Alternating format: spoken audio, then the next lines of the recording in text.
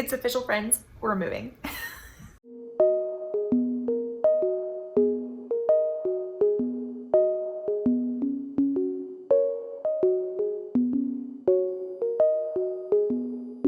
I promised I would share more details as soon as I had them, and when we were sure, we knew about closing and all of the things. So we actually close on our new house next week, Friday. So I'm super, super excited. When you guys are watching this, it actually will probably be a week from the day that this goes live. I was hoping to get this up on Thursday, but in the middle of moving stuff, it's just not possible. So I'm actually filming this on Thursday and it's going up tomorrow, Friday, 1 week away from the date that we're moving.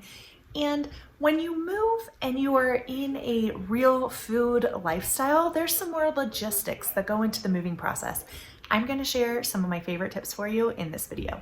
So in addition to the usual things like knowing where your local grocery stores are at and the nearest recycling place, all of those kind of things that most everybody is wanting to know, you also have things when you are working to live a real food lifestyle, you really need to know about your local farmers. And sometimes that information can be tricky to find online. Sometimes that information, you just need to know where to look. And so I wanted to share with you today where I've been looking and how I've been able to get connected so far to a couple farmers, and then what we're going to be using kind of as stopgaps as we continue to do some research, because this process has happened super fast for us. So the very first place I went to look when it comes to a local food supplier is realmilk.com.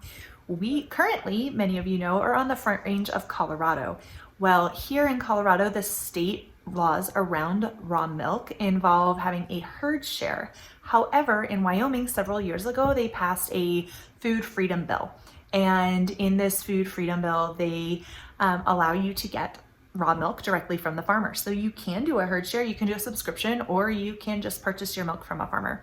So I have been really diving in and doing research on farms. The very first place I went to look though was realmilk.com. This is a site put together by the Weston A. Price Foundation.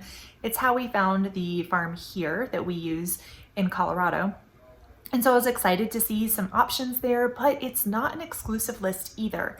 So you can also get plugged in. That's my second recommendation. So realmilk.com would be my first recommendation. Second recommendation would be to find local groups on social media. I am not a huge Facebook fan any longer. I used to be a really big Facebooker, and I'm just not a fan of the direction the platform's been going. And so I've really pulled back on my usage of the platform. I don't post there on a regular basis anymore. If you follow my page over there, you may have noticed it got real quiet, and I've just found that I don't need it and I prefer not to use it. However, there are some Young Living groups that I'm plugged into that I need it for. And so I have stayed on for that reason, and then for research and for marketplace. So we're selling a few items, but I also got to get plugged into a local homesteading group in Wyoming. And so I've gotten to ask around in the group for some of their suppliers. In asking about raw milk, I actually stumbled upon a supplier for grass-fed lamb and some pastured poultry. So that was a win. We've got that taken care of, which is really awesome, because we have one more pickup here in Colorado with our grass-fed lamb, pastured pork, and chicken place after next week. No, after 2 weeks. We have 2 more weeks. Yeah, one more pickup in 2 weeks. And once we have that, then we will no longer have that direct source. So I'm really excited to already have the first of our farmers locally that does regenerative farming and everything. So get plugged into some of those groups and start asking questions. I've asked questions about our average last frost date, which is very similar to here in Colorado, which is good luck. Trying to figure out when that last frost date is varies quite a bit, but we do have some averages. And so I went ahead and stocked up on seeds from Baker Creek, and I'm excited to get some of those in the ground when we get there. Also, as far as our bulk supplies go, the beauty of Azure Standard is they have drops nationwide around the country. And so all I had to do was go on and find the local drop there, already joined it, and I'll be doing my first order in just a couple weeks and be able to stick right with the usual products we get from Azure Standard, just at a different pickup, which is super beneficial. So we'll have consistency there. Of course, Young Living still delivers straight to our door, and then and as does Thrive Market. So we still have some of those consistencies. They have a natural grocers in Casper, and so that is really helpful for the last minute pickups and some of the things that we need when we first transition. Because though I have been making cheese, and I love making cheese, this last week I decided, you know what, it's okay if I don't make cheese for a few weeks. We just canceled our herd share here locally and have the last half gallon left to finish in our pickup, and we will be getting some next week, hopefully when we're in Casper. If not that week, then the following week, and start getting milk there. But I'm giving myself grace. If you are moving, give yourself grace that some of your rhythms, some of your usual things might change a little bit. Some of the things that you do from scratch may have to shift just a little bit. Like I think my sourdough, I'm gonna keep my starters going, of course, because I have 2 fresh starters right now, but I might do a bake day this next Tuesday and then freeze that loaf. And that's probably going to be the last bake day I do for a few weeks, and just keep my sourdough starter in the fridge, feed it when I need to, and it will be fine in there. Same thing, yogurt, I kind of pushed out my usual dairy day this week so that my starter will make it a little bit longer, and I'll be able to do some when we get in town. But honestly, yogurt is so low maintenance, and so is buttermilk. Doing those that I can set that and forget it while we're unpacking and working on the floors and painting and everything. I'm so excited to show you guys our new house soon and to take you along on the journey with us as we work to transition it. So it is a 1970s style home, and it has a lot of 1970s style things. There's been some upgrades over the years, of course, and I'm just really excited to make it our own and to start looking at the paint selection and all of the things I'm going to share with you, because we are very particular. I want to know, slash maybe more, I'm more particular than my husband is, would be the fair way to say that. But I really want to pay attention to the VOCs of the paint and what the flooring choices we're making and all of that. So I'll be sharing those things with you, as well as our journey on, because we will have a yard for the first time since we've been married. We will have a yard. And so we're looking at getting some egg layers over time and really building out a garden in the backyard that is functional, looking into some more permaculture things and how to continue becoming more sustainable, living more prepared, and also just really stewarding the resources that we're being given super well. This house is such a gift from the Lord, you guys. We have been praying for open doors, and if this is where God wanted us, just to swing the door wide open. And I have just been floored so far. I always hate saying this because I'm like, I'm just scared that if I say this, it's going to change. But literally, the process has not had a single hiccup. Like, this was the first house we put an offer on. The offer was accepted. The inspections went through without a problem. We requested a few repairs after the inspections.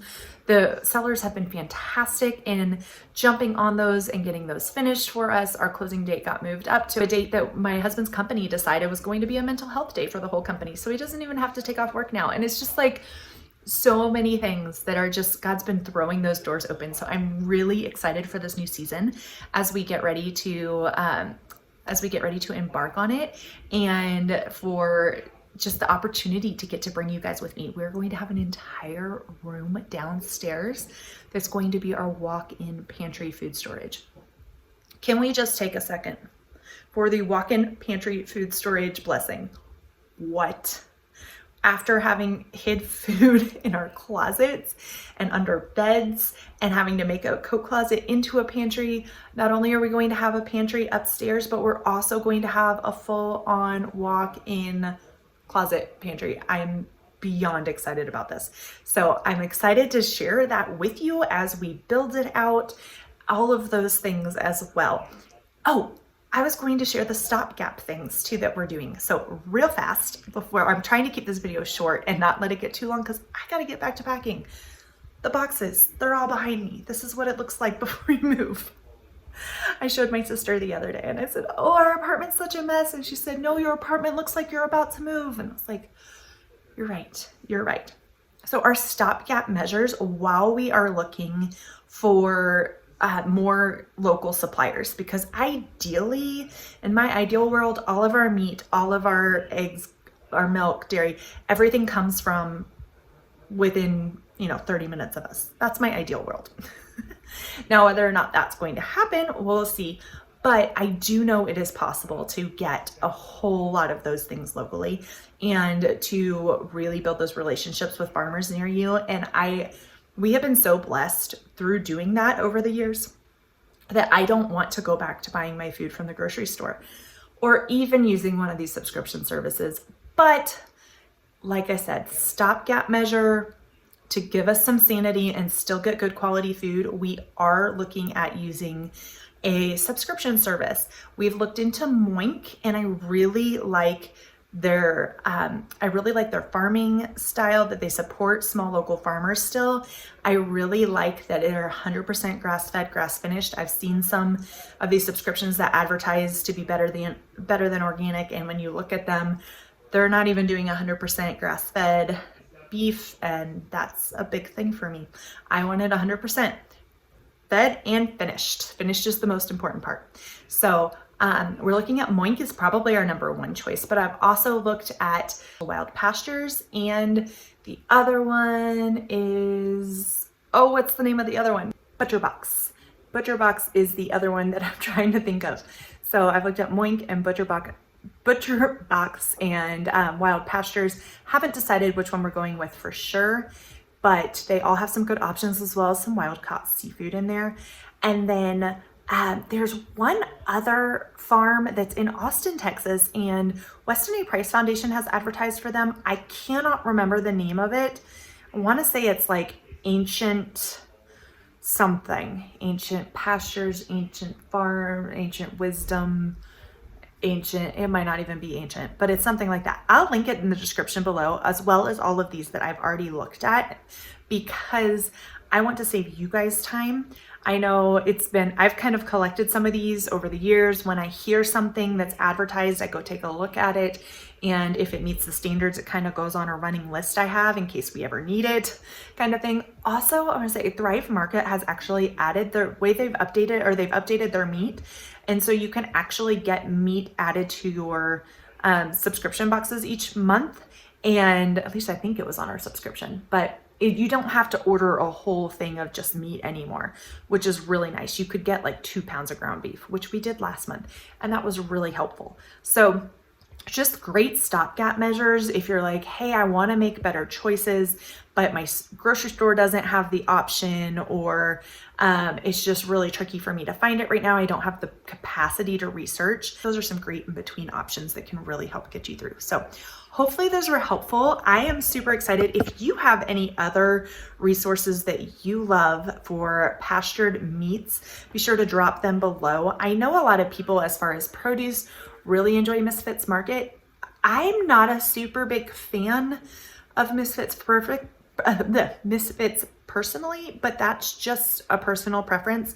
I'm really trying to get produce that's super, super fresh and not things that are bruised and all of that kind of thing, because I don't want it to have lost much of its nutrient content before I get it. But I also know that that is a fantastic option if that's the only thing you can do. That's a great step.